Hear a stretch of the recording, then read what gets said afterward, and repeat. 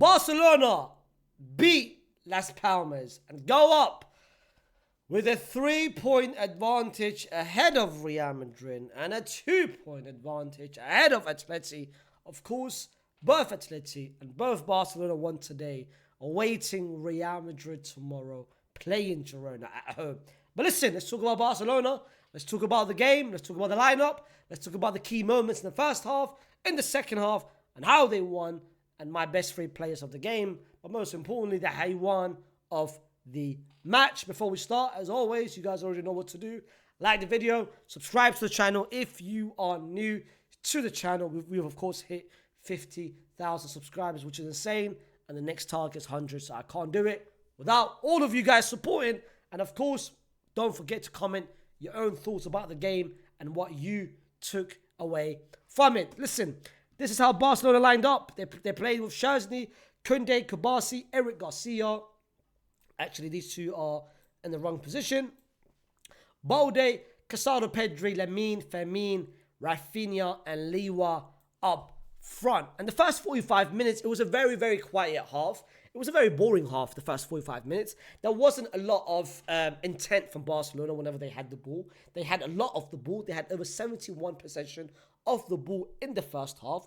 But I always felt that whenever Las Palmas went and attacked in transition, they could create something. It happened 2 times from Malero on the left-hand side. It happened up front with Oli McBurney had a chance. And he also had with Sandro Ramirez, who, if you guys need to understand, this wasn't an easy game for Barcelona. Of course, the last time those 2 teams played was in November, and Barcelona lost that game 2-1.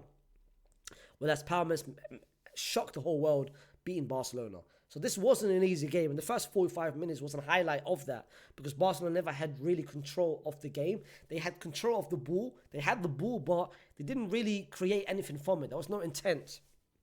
And I think a lot of players didn't really play well. Lamine Yamal had a very quiet first half. I think he took, Lamine Yamal in the first half took way too many touches, decides to shoot way too times, dribbled way too many times where he could have maybe offloaded it. And the only really player that impressed in the first half was Balde. But in the second half, as usual with most Barcelona games, I think Hansi Flick, he chats to his players. He basically slaps each person up and basically says, listen, this is your moment now. Don't bottle this moment. Madrid bottled it. We were at 1 point, 10 points behind Madrid. We are now tied with the same points. Atleti had just won earlier today. Let's not miss this chance and this window of maybe going top of the table. And they did. In the second half, Barcelona woke up. Lamine Yamal specifically woke up. He had a very, very good second half, despite the fact that he had a small knock, but he was the one that pretty much took the ball, created with it, and this time around was very effective with the ball. In the first half, it felt like whenever he passed it because he had to and because he had no other option to pass it.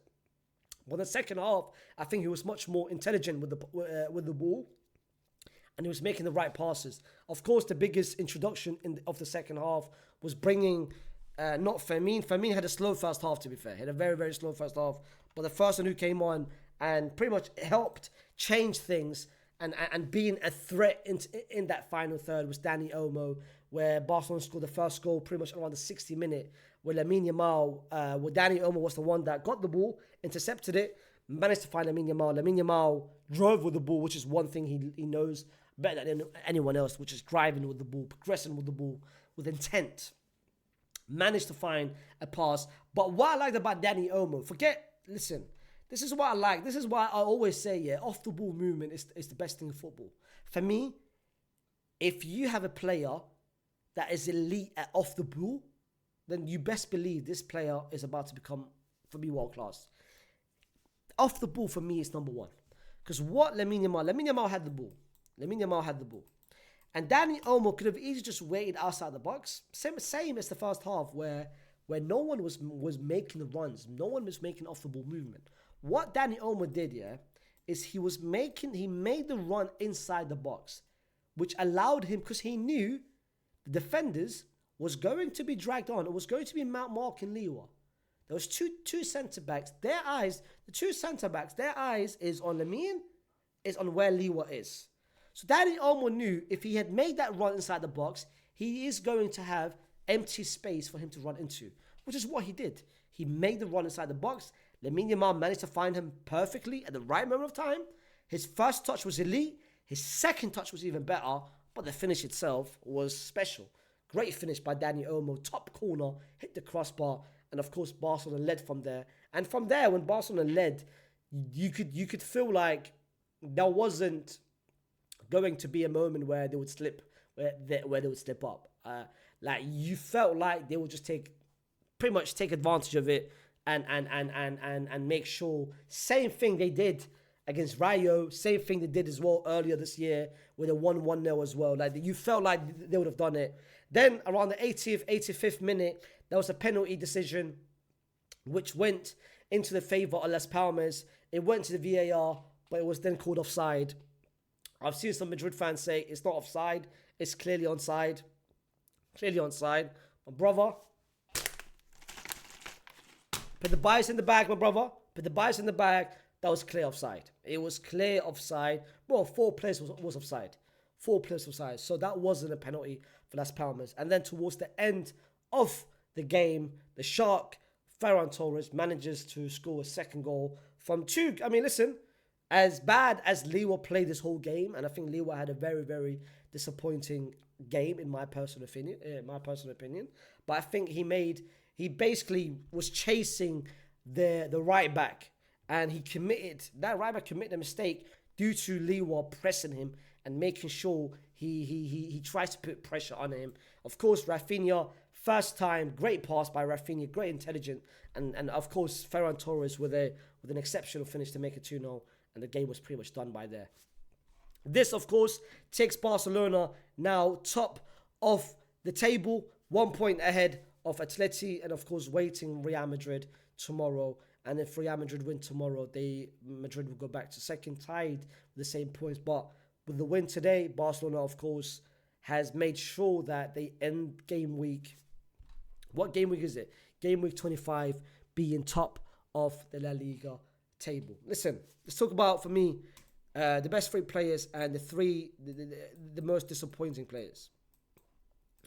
Let me just fix this very quickly. For me, the best 3 players of let's start with the players that for me didn't really play well. I don't think Rafinha had a very positive game. I think, of course, he leaves the game with a GA, but I didn't think it was impactful in both the first half and the second half. I think he did his duty defensively, making sure he was tracking, of course, the right back. But going forward, I don't think he was that impactful. Fermin had a very disappointing first half. Of course, he had just come back from that red card that he had against Seville. He missed the last game. So I thought, you know what? He would maybe take control. You know what? Say to Hansi Flick, I want to make that position my own. But he didn't. That first half, he was poor. He was running into crowded spaces. He wasn't really making himself available when to get the ball. And whenever he had the ball, there was no intent with the ball. Lamine Yamal, for me, had a very disappointing first half. As I said earlier, he was taking too many touches, and he was looking to basically dribble and shoot whenever he got the ball. And I think this is what Lamine Yamal has been doing this whole 2025. I know second half has been good. I know second half he woke up. I know second half he created the first goal, which is down to him. But again, I don't want Barcelona fans to think I'm hating. That's a massive difference between hating and criticizing. And I'm just giving constructive criticism here. I don't think Lamine Yamal has had a very positive the last month, in my opinion. I think his game has changed in a way. I think he's taking way too many touches. And from what I've realized of watching Lamine Yamal over the past month is that he only passes the ball whenever he feels that he has got no option but to pass the ball. I think earlier part of the season, the reason why Lamine Yamal was very successful is because he let the game come to him naturally. I think ever since he came out in December and in an interview 2 months ago and said that, you know what, I want to score more goals, I want to add goals into my game, that's the only thing I'm missing. I think he's forcing things. But Lamine Yamal needs to understand. I mean, first of all, listen, he's 17 years old, so of course, he's still young. We need to bear in mind he's still young. It will come down to experience. But at the same time, what Lamine needs to understand is he is one of the most dangerous and best players in the world.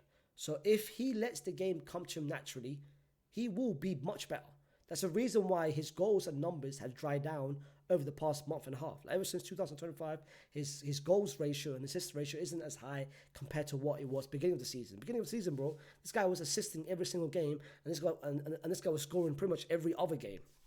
But now, his numbers are low. It's because he is forcing things. And if he lets the game come to him naturally, he will go back to what he was before. And trust me, he will score more goals if he lets the game come to him naturally than him trying to force things and him trying to be goal hungry, like goal. I feel like he's more focused on scoring rather than being himself, which is what is impacting him, in my personal opinion. Again, you guys can say, oh, you're biased, you're hating. I'm not hating. You guys literally know Lamine Yamal is one of my favorite players of Barcelona. So if you guys are confusing hate and constructive criticism, then the problem is not me. The problem is you. You guys are just too brain dead. Anyway, going on to the best three players in my personal opinion. I think, of course, the introduction of Olmo was very good. Eric Garcia, for me, is having a very positive 2025. I think it helps when Inigo Martinez went down with an injury and he got his chances because Araujo had a hit and miss. But for Barcelona, I think for Hansi Flick, he's having a dilemma now. He's having a big dilemma because he's got... Kabasi, for me, is the undisputed guaranteed starter of the back line of Barcelona's centre-back. And then he's got three options. He's got Araujo, he's got Inigo Martinez, and he's got Eric Garcia. Inigo Martinez, of course, been in form, superb, for pretty much this whole season. And, of course, it's unfortunate he went down. But what that has helped is giving Eric Garcia a lot more confidence and has given Eric Garcia a lot more rhythm. And I think today was very solid. I think he didn't put a bad game. He didn't put a bad foot in there. His ball playing was very good. He was very sound on the ball, which is what Hansi Flick really wants from his centre back. And he was keeping the offside trap pretty effective. Kabasi is being Kabasi. Bolde for me was in my personal opinion, the best Barcelona player. I think Casado had a decent game. At one point, I felt like Frankie would come on. Pedri had a good first half. Second half got a bit tired, you could see. Hence the reason why he went off.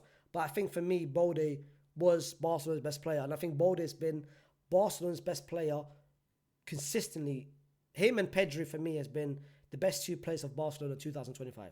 I think they've been the most consistent, the most in form, whether that is Pedri, I think number one so far 2025, and Bolde being second. And I think Bolde is not only, in my opinion, been one of Barcelona's best players in 2025.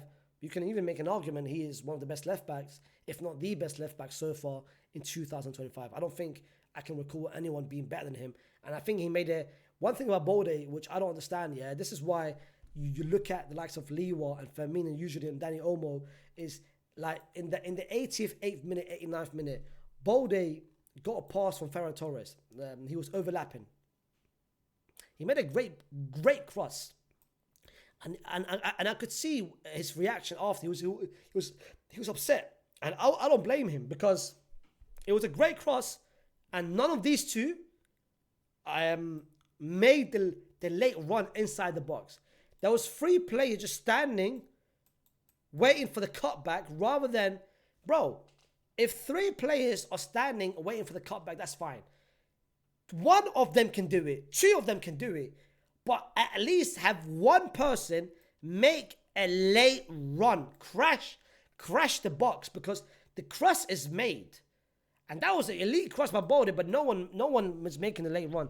That's why I think Liwa had a very, very poor game. Yes, I know he helped with the second goal, but I think overall, he didn't really help Barcelona at all. And you could see when Ferran Torres came on, you saw the impact of Ferran Torres. Anyway, Barcelona, of course, win 2-0. You guys put down in the comments what you guys felt about the game, how you guys thought the game went from a Barcelona point of view. Of course, this now puts a lot of pressure on Real Madrid having to beat Girona tomorrow.